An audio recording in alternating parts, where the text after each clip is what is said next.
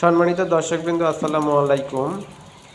বর্তমান বিশ্বে জ্বালানি সংকটে আমরা সবাই জ্বালানির বিকল্প উপায় খুঁজতেছি। এই ভিডিওতে আমি আপনাদের সাথে শেয়ার করব কিভাবে আমরা সম্পূর্ণ প্রাকৃতিক উপায়ে তেল ও গ্যাস ছাড়া মধু রিফাইন করতে পারি। তেল ও গ্যাস ছাড়া সম্পূর্ণ প্রাকৃতিক উপায়ে মধু রিফাইন করার জন্য আমরা প্রথমে কিছু খড় ও লাঠি নিয়ে তাতে আগুন জ্বালিয়ে দিয়েছি। এরপর চুলার উপরে আমরা একটা কড়াই দিয়েছি, কড়াইয়ের মধ্যে অল্প একটু পানি দিয়েছি, পানির মধ্যে একটা ছোট পাতিলে কিছু মধু দিয়েছি। আপনারা প্রশ্ন করতে পারেন যে আমরা কেন এই কড়াইয়ের মধ্যে অল্প পানি নিয়ে তার উপরে কেন হচ্ছে এই মধুর পাতিলটা দিলাম।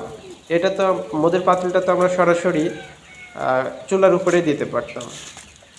এর আসল কারণটা হলো, আমরা যদি মধুর পাতিলটা সরাসরি চুলার উপরে দিতাম তাহলে চুলার যে আগুনের হিট সেটা সরাসরি মধুর পাতিলে লাগতো এবং মধুটা খুব দ্রুত বেশি গরম হয়ে যেত। এতে মধুর যে পুষ্টিগুণ আছে সেটা নষ্ট হয়ে যেত।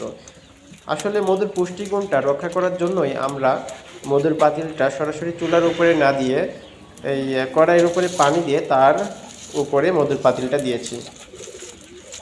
এটা হচ্ছে সম্পূর্ণ প্রাকৃতিক উপায়ে মধু রিফাইন করার সবচেয়ে উত্তম উপায়। এছাড়া বড় বড় মেশিনে যারা অনেক বেশি মধু রিফাইন করে তারা হচ্ছে বড় বড় মেশিনে রিফাইন করে। মধু রিফাইন করার উদ্দেশ্য সবার একই।